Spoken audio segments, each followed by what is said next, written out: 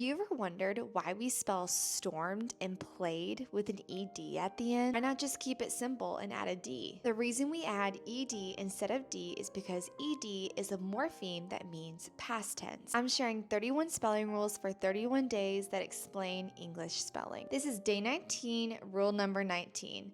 To make a verb past tense, add the ending ed unless it is an irregular verb. English has a wonderful way to form the past tense. Simply add ed.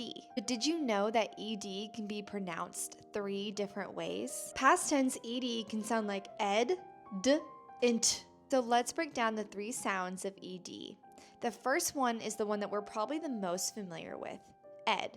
And we use this when the base word ends in the sounds T or D. Since it's impossible to say a double T or a double D, the vowel E is inserted.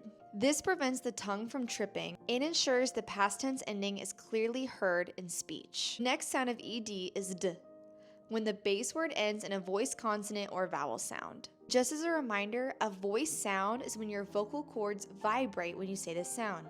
Zzz. Each of these words ends in a voiced sound. That's why D, the voiced sound, is used when pronouncing the past tense ending. D is clearly and easily articulated after each of these endings, so the vowel E is not needed. The third sound that ed makes is T.